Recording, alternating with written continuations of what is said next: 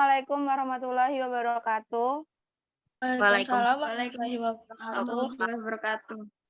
Perkenalkan, kami dari kelompok 8 Manajemen Kualitas Total ingin mempresentasikan hasil diskusi kami tentang pemanufakturan just in time yang beranggotakan Agusti Yoksawati, Handayani Nurrohmah, Nadia Ambarwati, Soleha Nur Agustiani, Tamara Nur Fadila, dan Yuyun Satika. Materi pertama akan dibacakan oleh Nadia Ambarwati. Silakan.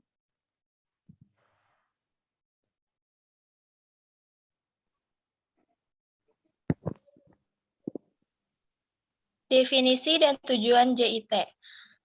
Ide dasar JIT sangat sederhana, yaitu berproduksi hanya jika ada permintaan atau dengan kata lain hanya memproduksi sesuatu yang diminta, pada saat diminta, dan sejumlah yang diminta. Tujuan utama JIT adalah untuk meningkatkan laba dan posisi persaingan perusahaan yang dicapai melalui usaha pengendalian biaya, peningkatan kualitas, serta perbaikan kinerja pengiriman. Filosofi JIT. Filosofi JIT adalah mengimplementasikan strategi untuk meminimalkan throughput time. Throughput time adalah interval waktu dari dimulai proses produksi sampai produk selesai dan dikirim kepada konsumen, waktu pemrosesan, waktu inspeksi, moving time, waktu tunggu, dan waktu simpan. Slide selanjutnya akan dibacakan oleh Soleha.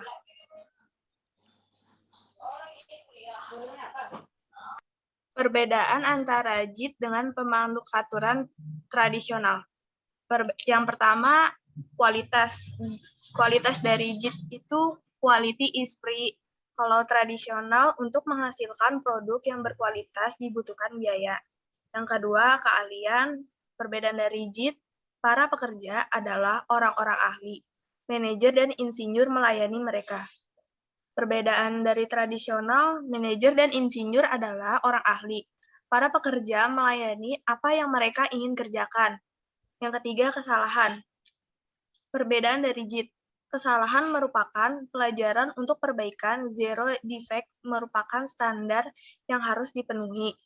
Perbedaan dari tradisional, kesalahan adalah hal yang tidak dapat dihindari dan harus selalu ditelaah. Yang keempat, persediaan. Perbedaan dari JIT, persediaan hanya menyembunyikan masalah dan adanya kelebihan persediaan dapat menyebabkan pekerjaan tidak bekerja secara sempurna. Perbedaan dari tradisional, persediaan berguna untuk menjamin kelancaran produksi.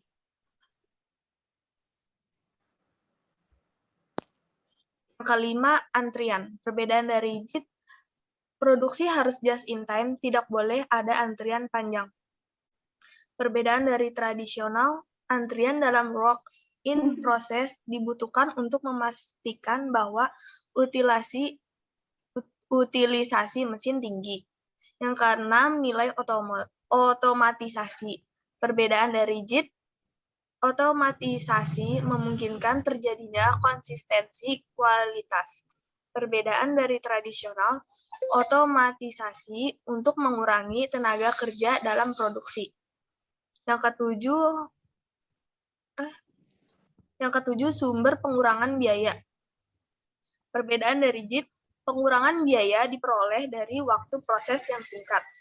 Perbedaan dari tradisional, pengurangan biaya diperoleh dari pengurangan tenaga kerja dan penggunaan utilisasi mesin yang tinggi. Yang kedelapan, aliran material. Perbedaan dari JIT, material harus ditarik ke dalam pabrik atau full system. Perbedaan tradisional, material harus didorong keluar pabrik atau push system. Yang ke-9 ada lot size. Perbedaan dari JIT, lot size harus kecil. Perbedaan dari tradisional, lot size harus ekonomis.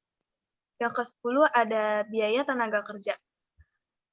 Perbedaan dari JIT, biaya tenaga kerja merupakan biaya tetap. Perbedaan dari tradisional, biaya tenaga kerja merupakan biaya variabel. Yang ke-11 ada kecepatan mesin. Perbedaan dari JIT, mesin diibaratkan pelajari maraton. Perbedaan dari tradisional, mesin diibaratkan pelari cepat. Yang ke-12 ada pembelian. Perbedaan dari JIT, membeli dari supplier yang terbatas. Perbedaan dari tradisional, membeli dari banyak penjual. Yang ke-13 ada kebersihan. Perbedaan dari JIT, kebersihan sejalan dengan menjadikan segala sesuatu tampak jelas dan nyata. Perbedaan dari tradisional, bekerja berarti tangan menjadi kotor dan berserakan merupakan harga yang harus dibayar untuk menghasilkan suatu produk. Yang terakhir ada horizon. Perbedaan dari JIT, kesabaran mempengaruhi keseluruhan proses dalam hal meniadakan kesalahan dan mencapai standar zero defect.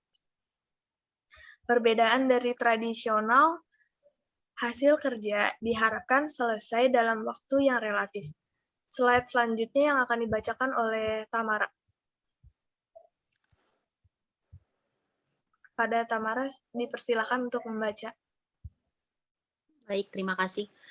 Hubungan antara JIT dengan TQM.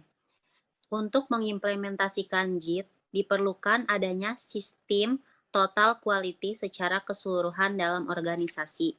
JIT mensyaratkan semua departemen dapat merespon kebutuhan-kebutuhannya. Jika departemen produksi melaksanakan JIT, tetapi departemen lain tidak mengupayakan TQM, maka departemen produksi akan menghadapi hambatan yang besar.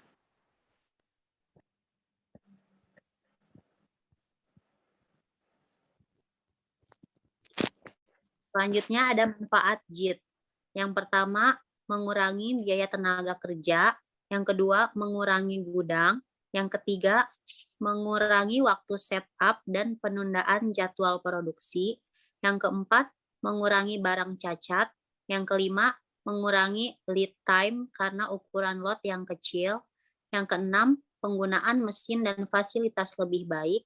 Yang ketujuh, menciptakan hubungan yang lebih baik dengan supplier. Yang kedelapan, layout pabrik menjadi lebih baik. Yang kesembilan, pengendalian kualitas dalam proses. Yang kesepuluh, integrasi dan komunikasi yang lebih baik di antara departemen dalam perusahaan. Slide selanjutnya akan dibacakan oleh Yuyun Santika. Pada Yuyun, silakan.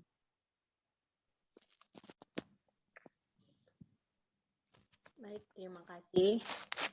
Di slide ini ada sasaran implementasi JIT. Yang pertama persediaan, yaitu di persediaan sendiri yang artinya penerapan JIT berdampak pada pengurangan persediaan bahan baku, barang setengah jadi, dan barang jadi.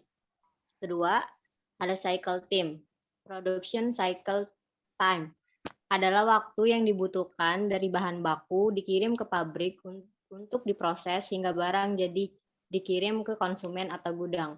Semakin pendek production cycle time, maka semakin rendah biaya produksi dan semakin meningkat kemampuan perusahaan merespon perubahan. Ketiga, perbedaan berkesinambungan. Dalam JIT, perbaikan berkesinambungan dilaksanakan dengan baik, sehingga jika terjadi kerusakan kualitas atau tingkat produksi tidak sesuai, maka akan segera terlihat. Keempat, penghapusan pemborosan. Dengan menerapkan JIT, maka perusahaan mampu untuk menghapus berbagai pemborosan seperti pemborosan karena produksi berlebih, waktu tunggu, persediaan, dan transportasi, dan sebagainya. Slide selanjutnya akan disampaikan oleh Saudari Handayani.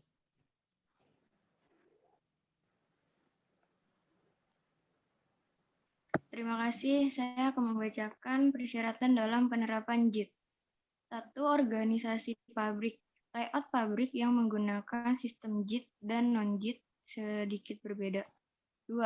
Pelatihan. Sistem JIT membutuhkan pelatihan lebih banyak dari sistem tradisional, seperti pelatihan menghadapi perubahan cara kerja JIT, Kanban, perbaikan proses, alat-alat statistik, dan sebagainya. 3. Membentuk aliran penyederhanaan, idealnya lini produksi yang baru di setup untuk membentuk aliran produksi yang seimbang, dapat memecahkan masalah dan sesuai dengan pekerjaan. Next.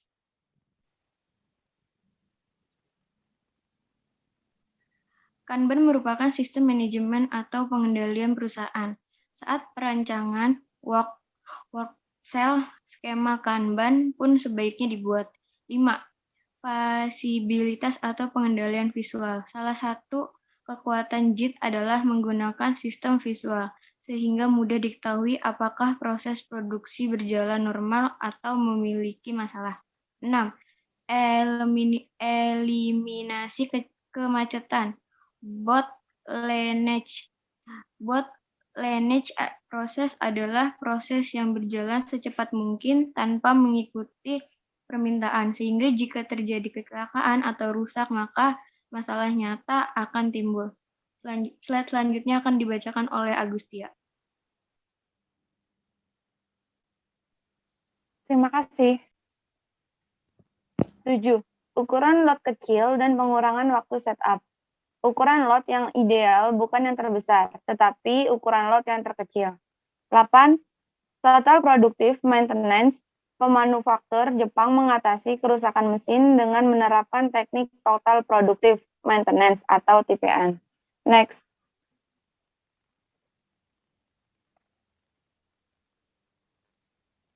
Sembilan. Kemampuan proses. Statistical Process Control, SPC. Dan perbaikan berkesinambungan ketiga hal tersebut harus ada dalam pemanufakturan JIT. Karena produk harus mendekati sempurna, dalam JIT tidak memiliki persediaan dan semua proses baik mesin maupun orang harus beroperasi dalam kondisi prima. 10. Supplier. Dalam hal supplier juga berbeda antara sistem tradisional dengan sistem JIT. Baik, sekian presentasi dari kami. Kurang lebihnya kami mohon maaf. Wassalamualaikum warahmatullahi wabarakatuh. Waalaikumsalam warahmatullahi wabarakatuh. Warahmatullahi wabarakatuh.